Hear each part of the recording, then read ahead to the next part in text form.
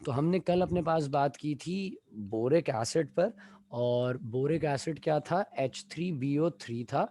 अब हम बात करने जा रहे हैं अपने पास एक नई चीज़ पर, उसका नाम क्या है, बोरेक्स नाम है। और बोरेक्स से पहले मैं बोरिक एसिड के बारे में एक दो बातें क्लियर कर दूं। बोरिक एसिड का फॉर्मूला क्या था भाई, H3BO3। इसे लिखने का एक और तरीका क्या होता है, BOH ब्रैकेट आउट 3। ये भी बोरिक एसिड की ही फॉर्म है, जिसे हम लिखते हैं कि एक बोरॉन जो है वो 3 हाइड्रोक्साइड्स के साथ अटैच हुआ हुआ होता है। बात यहाँ तक सबको क्लियर है?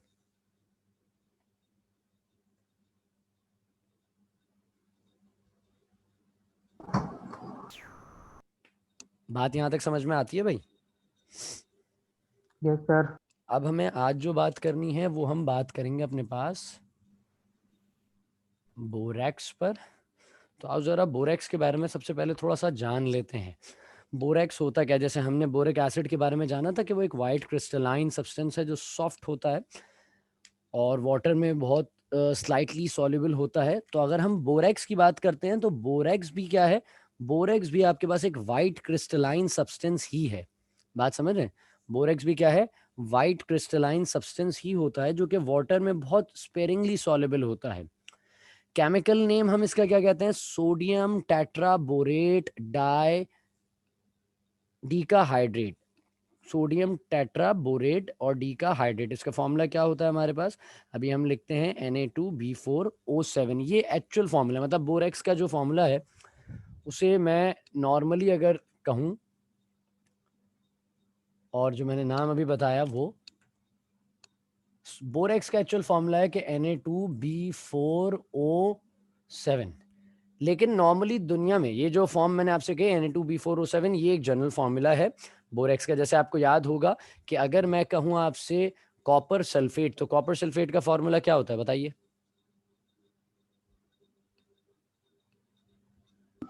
किसका? Copper copper sulphate, CuSO4 copper sulphate का फॉर्मूला होता है। लेकिन अगर हम ब्लू वाइट्रॉल पर बात करते हैं, अगर हम ब्लू वाइट्रॉल कह रहे हैं उसे, तो ब्लू वाइट्रॉल की फॉर्म के अंदर उसका फॉर्मूला कुछ और हो जाता है। वो हो जाता है CuSO4 और उसके साथ कुछ हाइड्रेटेड फॉर्म्स यानी कि 7H2O आपके पास अटैच हो जाते हैं। सही है? तो इसी तरीके से बोरेक्स के अंदर भी क्या है, 10H2O अटैच हो जाते हैं। ये एक वाइट कलर का क्रिस्टलाइन सॉलिड सब्सटेंस है आपके पास, जो कि वाटर में स्पेरिंगली सॉल्युबल है। इसके अंदर क्या है, सोडियम है, बोरॉन है और ऑक्सीजन है, यानी कि Na2B4O7 आपके पास यहाँ पर मौजूद होता है। बात समझ में आ रही है?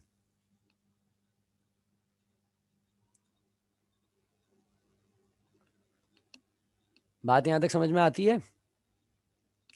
जी सर। अब एक यस मिसाल सर। दूं मैं आपको कि आपने एक मिसाल हमेशा अपने बड़े बूढ़ों से सुनी होगी कि सोने पर सुहागा, सुनिए। तो वो जो सोना तो है उसको तो हम जानते हैं, यानी कि गोल्ड। उस पर जो सुहागा है ना, वो सुहागा यही है। बोरेक्स का दूसरा नाम क्या होता है, सुहागा। क्या नाम होता है इसका बेटा, बोरेक्स का दूसरा नाम है सुहागा। बात यहां तक समझ में आती है?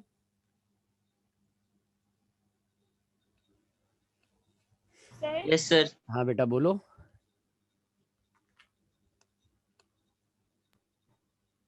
सर ये एक बात बता दें, जो आप बोल रहे हैं कि बोरिक्स के फॉर्मूला अलग है, अगर उसके साथ हम लोग 10 वाटर के मॉलिक्यूल बता देते हैं तो वो टेट्रा डेका हाइड्रेट हो जाता है। ये सही है।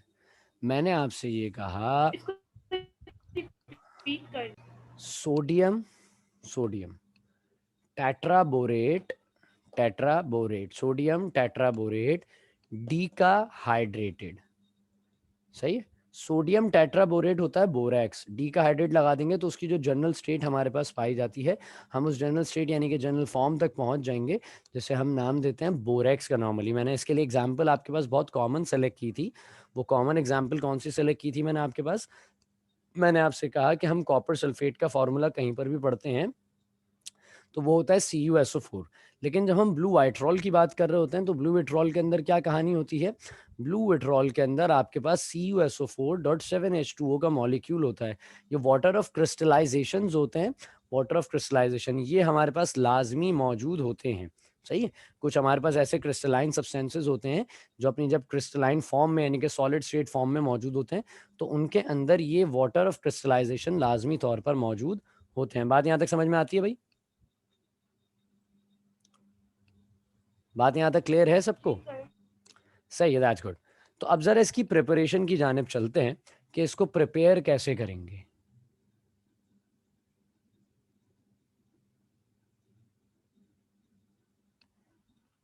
इसको प्रिपेयर करने के खासे तरीके हैं। एक तरीका हमारे पास है बोरिक एसिड का। किसका तरीका है हमारे पास? बोरिक एसिड का ही हमारे पास एक तरीका है। बोरिक एसिड हमारे पास था H3BO3 आपके पास था। आपने उसी बोरिक एसिड को लिया H3BO3 के लिए 4, इसे रिएक्ट कराया सोडियम कार्बोनेट के साथ और आपके पास एक चीज़ बनेगी जो होगा Na2B4O7 और आपके पास कार्बन डाइऑक्साइड बनेगा और साथ साथ आपके पास बनेगा H2O।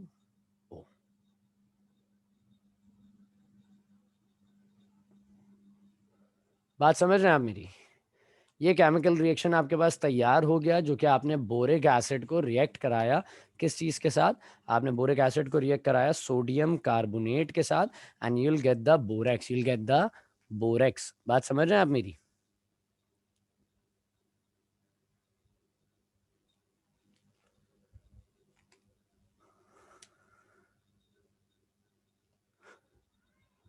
ये इक्वेशन कॉपी कर ली है?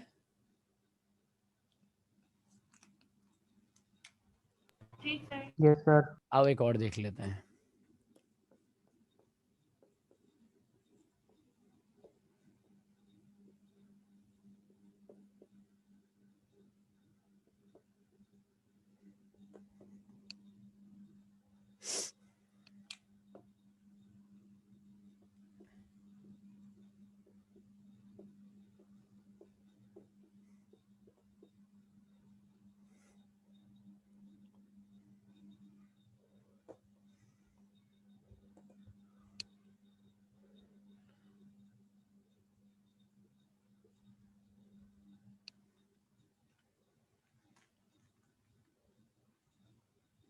सही है भाई।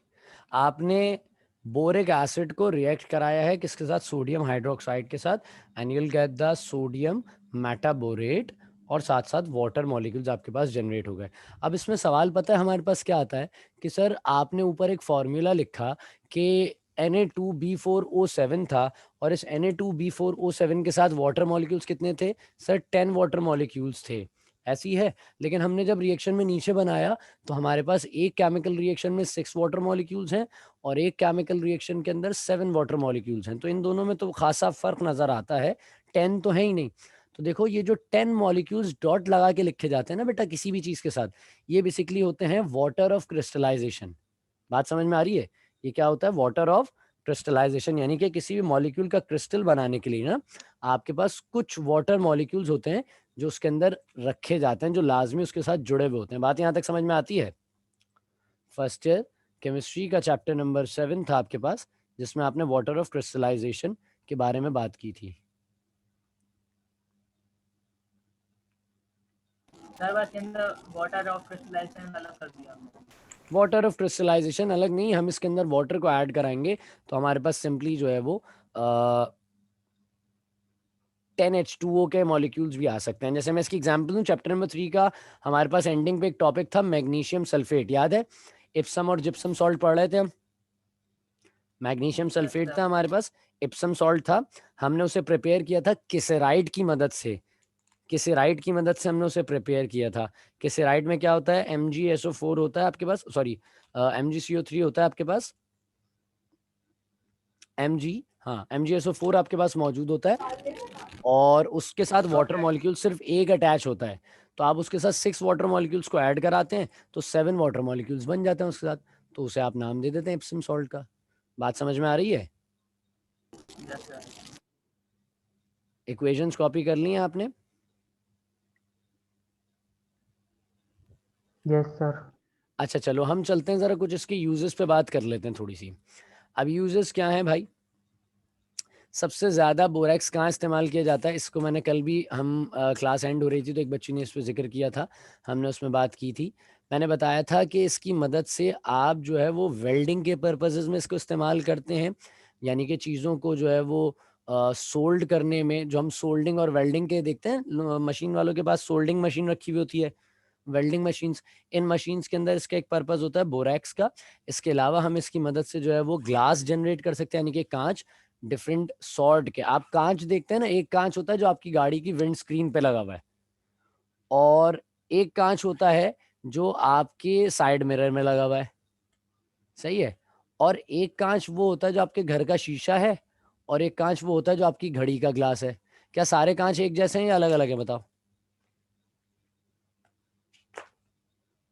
बताओ, सारे कांच एक ही जैसे हैं या अलग अलग हैं? अलग अलग है। अलग अलग है, उनकी क्वालिटीज में डिफरेंस है, उनकी प्रिपरेशंस में भी डिफरेंस होगा। और एक कांच का ग्लास वो होता है जिससे, एक कांच वो होता है जिससे ग्लास बना होता है, बड़ा नाजुक सा नफीस सा एक ग्लास बना होता है। तो अलग अलग ग्लासेस की प्रिपरेशन में अलग अलग मटेरियल्स का इस्तेमाल किया जा रहा होता है। इसे टाइल्स बनाने के लिए भी इस्तेमाल करते हैं, जो आप अपने ज़मीन के ऊपर लगे हुए टाइल्स देखते हैं ना, ब्लैक रेड वाइट इस कलर के टाइल्स लगे होते हैं। ये टाइल्स कुदरती नहीं है, इन टाइल्स को बनाया जाता है। बात समझ में आती है? तो बोरेक्स का इस्तेमाल वहां पर भी किया जाता है। बात क्लियर है? जी सर। अच्छा, बोरेक्स और बोरिक एसिड से हमारे पास एक चीज जहन नशीन होती है, हमारे जहन में आती है। हमने कैरम खेलते हुए इस्तेमाल किया होता है बोरिक पाउडर, याद है? बोरिक पाउडर किसे कहते हैं? Yes, sir. Boric powder basically एक ऐसी चीज होती है, वो छोटे छोटे सॉल्ट टाइप क्रिस्टल्स होते हैं, सही है। तो वो सॉल्ट टाइप क्रिस्टल्स होते हैं, वो बोरॉन के कंपाउंड्स होते हैं, इसी वजह से उसे बोरिक पाउडर कह रहे होते हैं, क्योंकि वो बोर्ड पे इस्तेमाल करने वाला पाउडर होता है, और वो बोरॉन से कंप्लीटली बना हुआ होता है। क्रिस्टलाइन फॉर्म होती है, जैसे कि नमक होता है ना। अगर मैं मिसाल एक छोटी सी हैक भी बताऊं आपको, अगर आपके घर में बोरिक पाउडर नहीं है और आपके घर में फाइन नमक आता है ना, तो आप अपने कैरम बोर्ड पे थोड़ा सा नमक डाल दीजिए, समझ रहे हैं? मतलब क्रिस्टल फॉर्म में नमक आता है, वो नहीं बिल्कुल पिसा हुआ नहीं, जो क्रिस्टल फॉर्म में आता है वो नमक आप अपने उस पर डाल दीजिए कैरम बोर्ड पे। आपके जो स्ट्राइकर और जो आपकी वो है पीसेस, वो बड़े इजीली मूव करेंगे, क्योंकि कैरम बोर्ड पे चाहिए होता है क्रिस्टल। वो बोरिक पाउडर जो होता है वो बेसिकली क्रिस्टल्स होते हैं छोटे छोटे, जैसे कि हमने बोरिक एसिड में देखा कि व्हाइट क्रिस्टलाइन सब्सटेंसेस थे, बोरैक्स में भी देखा कि ये व्हाइट क्रिस्टलाइन, लेकिन बोरैक्स सॉफ्ट नहीं है, बोरिक एसिड सॉफ्ट सब्सटेंस था। बात यहाँ तक समझ में आती है? जी सर। सही है। Yes sir. ग्रुप नंबर 3 हमारे पास था boron, aluminium, gallium, indium, thallium. Aluminium का जो पार्ट है उसकी एक्सट्रैक्शन को पढ़ना है, लेकिन वो एक्सट्रैक्शन हम एंड में देखेंगे एल्यूमिनियम की। मैं चलूंगा इस वक्त ग्रुप नंबर 4 की जानिब। किसकी जानिब चलेंगे हम? ग्रुप नंबर 4 की जानिब चलते हैं। ग्रुप नंबर 4 कौन सा है? फैमिली कौन सी है भाई? कार्बन। कार्बन। कार्बन फैमिली है। कोई एलिमेंट्स के नाम बताएगा मुझे? कार्बन फैमिली के एलिमेंट्स कौन कौन से होते हैं? कार्बन, सिलिकॉन, आगे आगे आगे, कार्बन सिलिकॉन, सही जा रहे हो, बता दो भाई। लेड, तुम भूल गए ना, बीच में से एक रह गया। Germanium. Germanium, carbon germanium. Silicon germanium. फिर एक और होता है, एक और होता है बीच में, carbon tin. Silicon germanium, tin और लेड होते हैं। आओ जरा देख लेते हैं, इस पूरे ग्रुप के बारे में हम जरा बात कर लेते हैं। ग्रुप नंबर 3A में से हमने बोरॉन को इस वक्त कवर किया है, 4A की जानिब आना है। 3A में एल्यूमिनियम है, एल्यूमिनियम की एक सेक्शन है, उसको हम देखेंगे, लेकिन हम पहले 4A पे बात करेंगे। 4A कार्बन फैमिली है। हम हर ग्रुप में वो एलिमेंट्स देखेंगे जो इंडस्ट्रियली इंपॉर्टेंस रखते हैं और खासी जगहों पे इस्तेमाल किए जाते हैं। तो कार्बन फैमिली है, कार्बन, सिलिकॉन, जर्मेनियम, टिन और लेड, ये एलिमेंट्स हैं इस ग्रुप के, जिन तमाम के आखिरी शेल में कितने इलेक्ट्रॉन्स हैं मेरा बेटा? 4 इलेक्ट्रॉन्स हैं। दो बड़े खास एलिमेंट्स हैं जिन पे हम बात करेंगे खासी ज़्यादा, एक है कार्बन और एक है लेड। ये दो एलिमेंट्स हैं जिन पे हम ज़रा खासी अंदाज में बात करेंगे, कार्बन पे और आपके पास बात करेंगे हम लेड पे। आओ देखते हैं ज़रा कैसे कार्बन और लेड की बात की जाएगी। सबसे पहले मैं कार्बन की बात करूं। कार्बन एक बड़ा ख़ास एलिमेंट है। कार्बन एक ऐसा एलिमेंट है जो नेचर में अलग अलग फॉर्म्स में पाया जाता है। एक एलिमेंट कितनी तरह की फॉर्म्स में पाया जा सकता है, कोई बताएगा मुझे? I am not considering the states, I am asking about the तो फॉर्म्स। कौन कौन सी? Crystalline and amorphous. इसके अलावा कोई और नहीं हो सकती क्या? मैंने एलिमेंट्स कहा है, मैंने सॉलिड्स नहीं कहा था बेटे। तुम सिर्फ सॉलिड्स में ही बात कह सकती नहीं कि सर सॉलिड जो है वो आपके पास पाया जा सकता है क्रिस्टलाइन और अमॉर्फस। हाँ मैंने मान लिया कि सॉलिड कार्बन होता है, लेकिन कार्बन इसके अलावा भी तो कुछ फॉर्म्स में पाया जाता है। वो किधर है? कार्बन एक ऐसा एलिमेंट है जो हर तरह की फॉर्म में पाया जाता है, यानी कि कार्बन की क्रिस्टलाइन फॉर्म भी है, कार्बन की अमॉर्फस फॉर्म भी है, कार्बन की एलोट्रोपिक फॉर्म्स भी हैं, और कार्बन की ही आपके पास आइसोटोपिक फॉर्म्स भी होती हैं। बात समझ में आ रही है? कार्बन हर तरह की फॉर्म में पाया जा रहा है। आइसोटोपिक फॉर्म भी है, एलोट्रोपिक फॉर्म भी है, क्रिस्टलाइन फॉर्म भी है, नॉन क्रिस्टलाइन फॉर्म भी है, और आपके पास एमॉर्फस फॉर्म भी है। हर तरह की फॉर्म में कार्बन आपके पास पाया जाता है। सबसे पहले हम बात कर लेते हैं कि यार एलोट्रोपी या एलोट्रोपिक फॉर्म्स होती क्या है। मैं कार्बन के ऊपर जिक्र शुरू करने से पहले हम बात करेंगे एलोट्रोपी पे। कोई बताएगा मुझे एलोट्रोपी? आप पढ़कर आए हैं बहुत बार, फर्स्ट ईयर केमिस्ट्री के चैप्टर नंबर 2 में आपने पढ़ा था लास्ट टॉपिक सॉलिड का, और 9th केमिस्ट्री के चैप्टर नंबर 12 में पढ़ा था, चैप्टर नंबर 14 में पढ़ा था। तो what does this allotropic forms means? Allotropy किसे कहते हैं? सर किसी भी एलिमेंट की existence more than one form. मैं आसान कर देता हूँ, मैं सिंपल सर तुम्हें, हाँ बोलो बोलो। सर कोई भी एलिमेंट एक से ज़्यादा फॉर्म्स में हो पर उनके केमिकल प्रॉपर्टीज सेम हो और फिजिकल प्रॉपर्टीज डिफरेंट हो। सही है, चलो समझते हैं। 4 बातें हैं। कितनी बातें मेरा बेटा? 4। Same element, same element, different forms, same element, different forms, same state, different physical properties. 4 बातें मिला लो, एलोट्रोपी की डेफिनेशन है the existence of the same element in different forms with the existence of the same element in different forms with the same chemical properties और different physical properties. यानी कि एक element पाया जाएगा आपके पास सेम स्टेट में, एक ही हालत होगी उसकी, एक ही एलिमेंट है, एक ही हालत है, अलग अलग फॉर्म्स हैं, अलग अलग फिजिकल प्रॉपर्टीज हैं, और सेम केमिकल। केमिकल को ऐड करो ना करो, बात सिंपल सी है। लेकिन 4 अहम बातें, एक ही एलिमेंट, एक ही स्टेट, अलग अलग फॉर्म्स, अलग अलग फिजिकल प्रॉपर्टीज। ये 4 बातें हैं जिनसे हम एलोट्रोपी को डिफाइन करते हैं। Allotropy is defined as the existence of a same element in the same state but in the different forms with some different physical properties। बात समझ रहे हैं? अच्छा, एलोट्रोपी में अगर मैं बात करूं तो कार्बन के एलोट्रोपिक फॉर्म्स हैं अलग अलग, लेकिन हम एलोट्रोपी की डेफिनेशन को समझने के साथ साथ कार्बन को जज करेंगे उसकी 2 अलग अलग फॉर्म्स में। कार्बन की 2 अलग अलग फॉर्म्स कैसे? यानी कि अगर मैं एलोट्रोपिक फॉर्म्स पे बात करता हूं तो आपके पास हैं डायमंड और ग्रेफाइट। अगर मैं बात करता हूं एमॉर्फस फॉर्म्स में, फिर एमॉर्फस को भी हम समझते हैं भी अपने पास। तो एमॉर्फस फॉर्म्स होती कैसे हैं? एमॉर्फस फॉर्म्स होती हैं आपके पास coal, coke, lamp black, coal gas, ये सारी आपकी एमॉर्फस फॉर्म है। और एमॉर्फस फॉर्म क्या होती है? एमॉर्फस फॉर्म्स क्या होती हैं? एक ही एलिमेंट की अलग अलग स्टेट्स में पाई जाने वाली फॉर्म्स जिन सब की प्रिपरेशंस एक दूसरे से बहुत ज़्यादा अलहदा हूँ, एक दूसरे से बहुत ज़्यादा अलहदा हूँ। कोल अलग तरीके से बनता है, कोक अलग तरीके से बनता है, लैम्प ब्लैक अलग तरीके से, चारकोल अलग तरीके से, कोल गैस अलग तरीके से। सारी जो आपकी फॉर्म्स हैं, ये सारी फॉर्म्स अलग अलग तरीक़ों से बनती हैं। बात समझ में आ रही है? अगर मैं इनको और अच्छे अंदाज में लिख सकूं और अच्छे अंदाज में इनको मैं बयान कर सकूं तो बात ये है कि ये जो फॉर्म्स हैं ये हैं क्रिस्टलाइन फॉर्म्स, यानी कि इनके अंदर क्रिस्टल्स होंगे, और ये आपके पास है नॉन क्रिस्टलाइन फॉर्म्स। इनमें कोई पर्टिकुलर क्रिस्टल्स वाली बात नहीं है।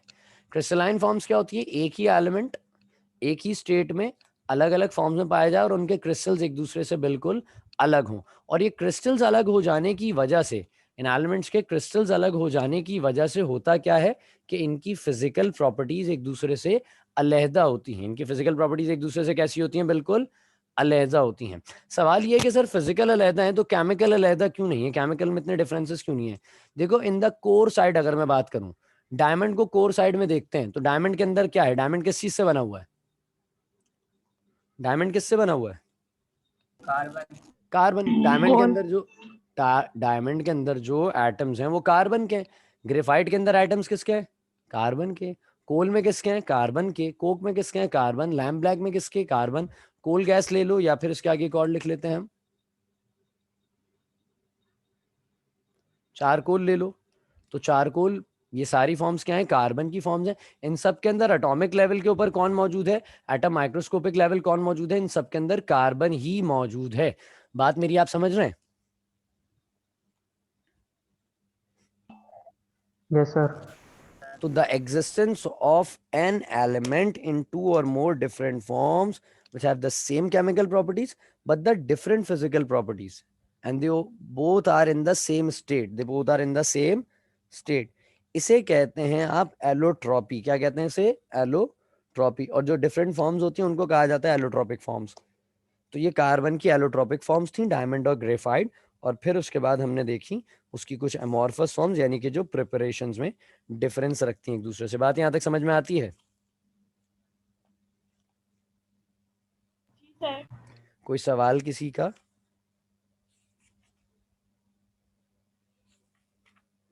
कोई सवाल है तो जल्दी से पूछ लो। सर सारी फॉर्म्स एमोर्फस ही होंगी ना, क्योंकि सभी अलग अलग तरीकों से प्रिपेयर होंगी। नहीं, डायमंड आप प्रिपेयर नहीं कर सकते। डायमंड और ग्रेफाइट आप प्रिपेयर नहीं कर सकते। मतलब मैं तुम्हें बता देता हूँ तरीका कि हीरा कैसे बनता है, लेकिन तुम बनाओगे ही नहीं। बनाओगे? बताओ, मैं बताऊं तरीका? बता देना बनाओगे? ये बताओ पहले, बना लोगे? सर। वो बहुत ज्यादा कार्बन को हीट देनी पड़ती है ना। नहीं ना, काहे की हीट का गेम ही नहीं है। मैं तुम्हें बता देता हूँ, सर टाइम लगता है इसमें बहुत ज्यादा। टाइम टेकन है बहुत ज्यादा। द थिंग इज दैट कि टाइम टेकन है। तुम जमीन से निकला हुआ जो कोयला होता है ना, जो पहाड़ों में से निकलता है कोल माइनिंग की सूरत में, माइंस में से, उस कोयले को लो और एक लकड़ी के डब्बे में डालो और ले जाके किसी रेगिस्तान में बहुत गहराई में जाके दफना दो। सही है? अब होगा क्या कि उसके अंदर स्टार्ट हो जाएगी डीकम्पोजिशन। डीकम्पोजिशन के थ्रू एक प्रेशर लग रहा होगा, जो अर्थ सरफेस का प्रेशर है, उस बॉक्स का भी प्रेशर है क्योंकि वो भी लकड़ी है।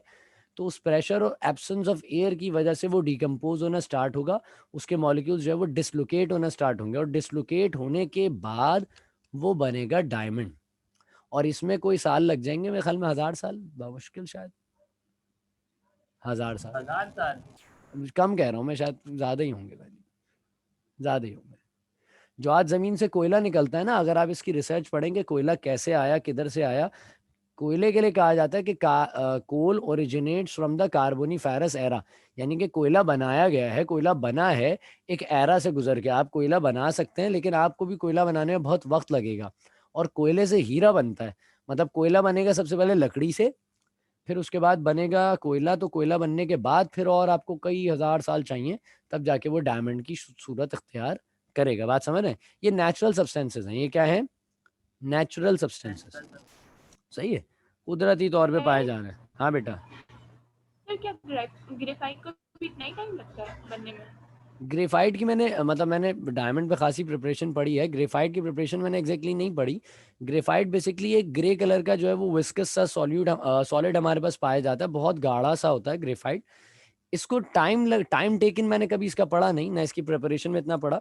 मैं इसको पढ़ के जरूर तुम्हें बता दूंगा ग्रेफाइट को बनने में, उसकी ओरिजिनेशन में कितना टाइम लगता है। लेकिन हाँ, अलबत्ता बात यह है कि ग्रेफाइट भी कार्बन से बनता है और ये भी खासा टाइम टेकन होगा।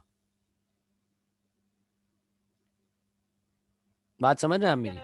ओके। मैं आपको ऐसे समझाऊं कि अगर हम फॉर एग्जांपल बात करें सबसे पहले डायमंड पे, तो डायमंड, क्योंकि हमें इन अमॉर्फस फॉर्म्स को, इन एलोट्रॉपिक फॉर्म्स को थोड़ा सा डिफाइन करना पड़ेगा जो आपकी क्रिस्टलाइन फॉर्म्स हैं। तो अगर मैं डायमंड पे बात करूं तो डायमंड, हीरा कंसिडर किया जाता है दुनिया की सख्त तरीन नेचुरल चीज, यानी कि दुनिया में जो सख्त तरीन नेचुरल चीज है ना, जो नेचुरल हार्डेस्ट सब्सटेंस है, वो क्या है? डायमंड। क्या है वो? डायमंड है नेचुरल हार्डेस्ट सब्सटेंस। यानी कि आप हीरे से हर चीज काट सकते हैं, लेकिन हीरे को किसी भी चीज से काट नहीं सकते। हीरे को कौन काटता है? बताओ, मिसाल सुनी होगी ना ये। हीरा। हीरे को हीरा। हीरा ही काटता है। दैट्स गुड, हीरे को हीरा ही काटता है। तो डायमंड की जो जहां से माइनिंग हो रही होती है ना, वहां पे जो ड्रिल्स यूज की जाती हैं, उन ड्रिल्स के आगे लगा हुआ होता है ब्लैक डायमंड। सही है। उसी ब्लैक डायमंड की मदद से तो वो हीरा निकल सकता है, वरना आप नॉर्मल किसी भी चीज को यूज करें वो उसके ऊपर असर करती ही नहीं है। बात समझ रहे हैं? अच्छा, अब एक मिसाल दी जाती है कि यार अगर हीरा प्योर है तो वो पानी में नजर नहीं आता, वो पानी में नजर नहीं आता। उसका मसला पता है क्या है? कि अगर डायमंड प्योर होता है ना बिल्कुल, तो वो कलरलेस होता है। डायमंड प्योर होता है तो वो कैसा होता है? बिल्कुल कलरलेस। तो सर डायमंड के अंदर तो हमने कलर्स भी पढ़े कि डायमंड ग्रीन कलर का, डायमंड रेड कलर का, डायमंड ब्लू कलर का, डायमंड येलो कलर का होता है। ऐसा होता है? खवातीन इसको जरा अच्छे से समझ पाएंगी मेरी बात को, कि हीरा जो होता है वो रंग वाला होता है या नहीं होता? सर कलर तो होता है इसमें। डायमंड्स में कलर्स तो पाए जाते हैं, लेकिन मसला क्या है? डायमंड प्योर जब होता है ना तो वो होता है कलरलेस। कैसा होता है वो? कलरलेस। जैसे वाटर है, कलरलेस होता है ना वाटर। अगर पानी के अंदर पीलाहट आ रही है तो क्या आप ये मानेंगे कि पानी साफ सुथरा है? क्या आप मान लेंगे इस बात को? आप नहीं मानेंगे, क्योंकि पानी पीला रंग हो रहा है। Water is a colourless thing, हमें पता है बात। अगर पानी के अंदर नीला रंग हो रहा है तो समझ में आ जाएगा कि यार कोई चीज इस पानी में मिली हुई है जिसकी वजह से इसका रंग कैसा हो रहा है? नीला हो रहा है। वरना पानी कैसा होता है? कलरलेस होता है। बात समझ में आ रही है? कहा गया it's a bad conductor of heat and electricity. अब ये वजूहात स्ट्रक्चर्स की वजह से हैं, ये बैड या नॉन कंडक्टर है। डायमंड के अंदर से हीट और इलेक्ट्रिसिटी पास नहीं की जा सकती। बात समझ में आ रही है? डायमंड में से हीट और इलेक्ट्रिसिटी पास नहीं की जा सकती, क्योंकि ये बैड कंडक्टर है। ये कैसा कंडक्टर है भाई? बैड कंडक्टर है आपके पास। ये बात यहां तक आप मेरी समझ रहे हैं? जी सर। चलो एक लम्हा मुझे दे दो, बस हम फिर बात को आगे बढ़ाते हैं अपनी।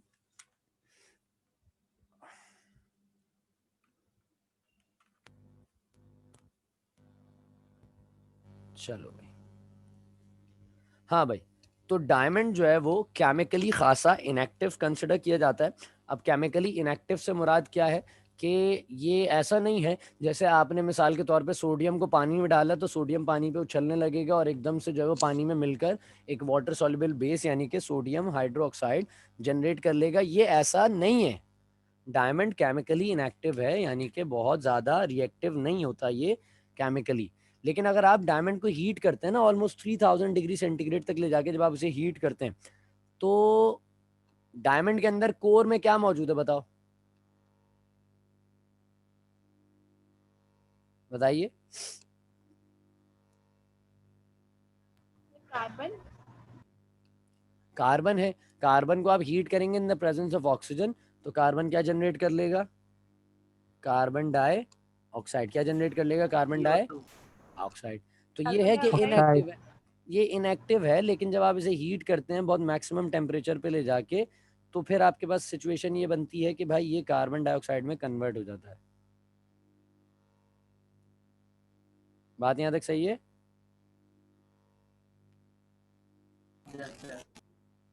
That's good. अच्छा, अब हमारे पास कहानी क्या है? अब हम बात कर लेते हैं जरा इसके स्ट्रक्चर पे। डायमंड का स्ट्रक्चर कैसा होता है, कोई बताएगा मुझे?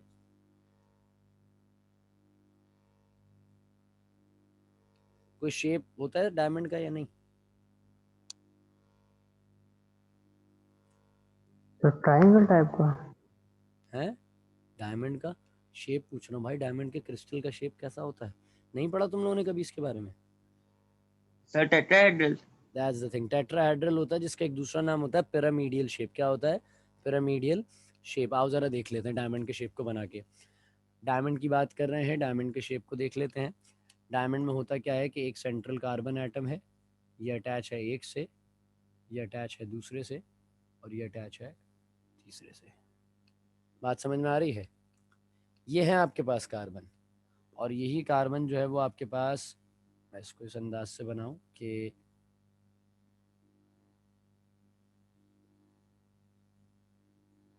ये ऐसा है, टेट्राहेड्रल शेप। कैसा शेप है भाई? ये टेट्राहेड्रल शेप होता है, जैसे दूसरे अल्फाजों में हम नाम देते हैं पिरामिडियल शेप। क्या नाम देते हैं हम इसे?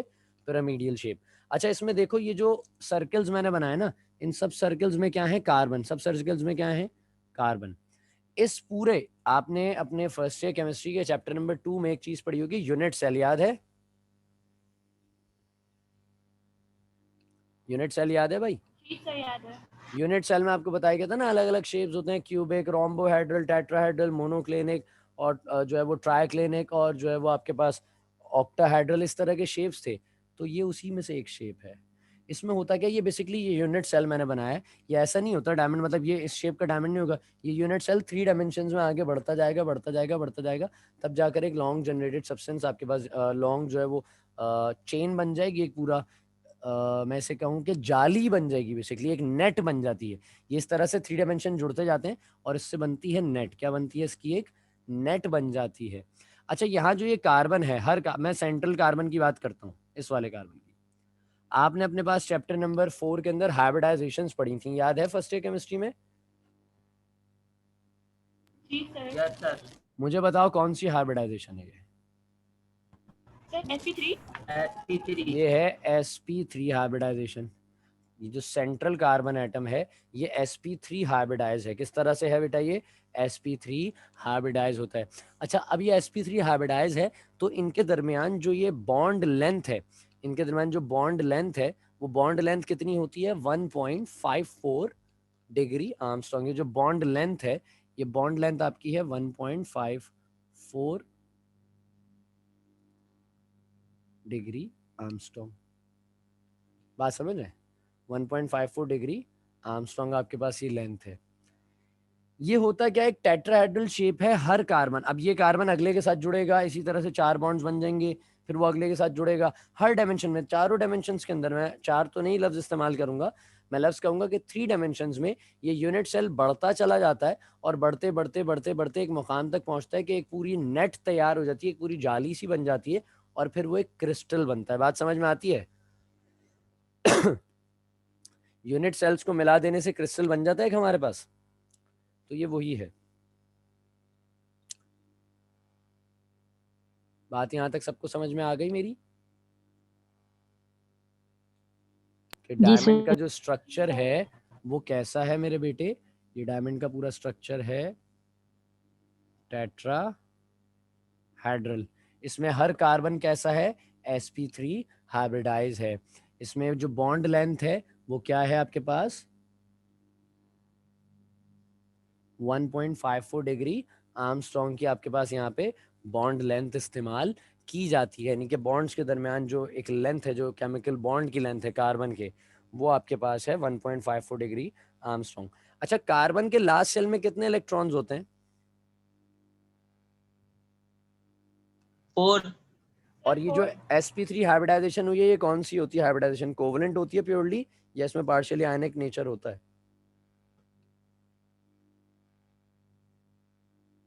बताइए। Sir covalent. Purely covalent bond होता है, क्योंकि कार्बन इलेक्ट्रॉन शेयर करता है अगले कार्बन के साथ ना। सही है। अच्छा, एक बात तो ये हो गई, sp3 हाइब्रिडाइजेशन होती कब है? जब किसी एलिमेंट के लास्ट शेल में कितने इलेक्ट्रॉन्स हो?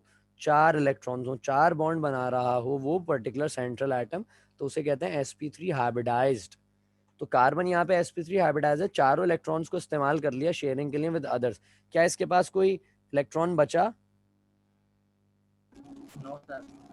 तो इलेक्ट्रॉन, जब फ्री इलेक्ट्रॉन नहीं बचा, तो आप जानते हैं कि मेटल्स इलेक्ट्रिक करंट क्यों पास कर सकते हैं? किसी भी एलिमेंट में इलेक्ट्रिकल कंडक्टिविटी होती है, तो वो होती है उसके मोबाइल इलेक्ट्रॉन्स की वजह से। किसकी वजह से? Mobile electron. क्या कार्बन के पास कोई इलेक्ट्रॉन फ्री बचा है?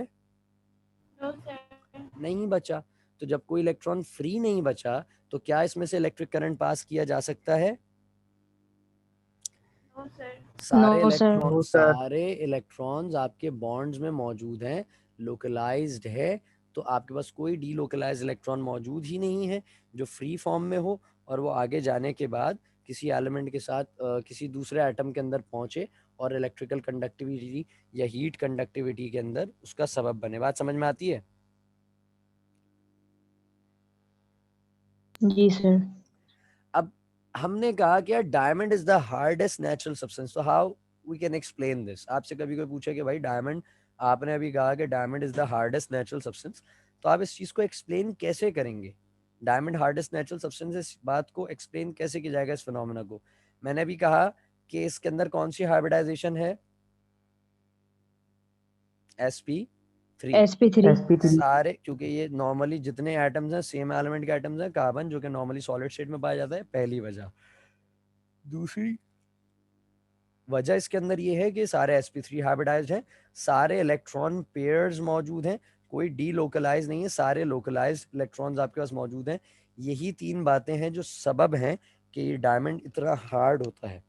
बात समझ में आ रही है कि ये जो लोकलाइजेशन है ना इलेक्ट्रॉन पेयर्स की, यही हमें एक्सप्लेन करती है हार्डनेस को। डायमंड की जो हार्डनेस है, इसको एक्सप्लेन करने के लिए यही लोकलाइजेशन ऑफ इलेक्ट्रॉन्स होते हैं। बात समझ में आती है? जी सर। कोई सवाल किसी का? लेस देन 1 मिनट रह गया, मीटिंग रिज्वाइन कर लो जल्दी से।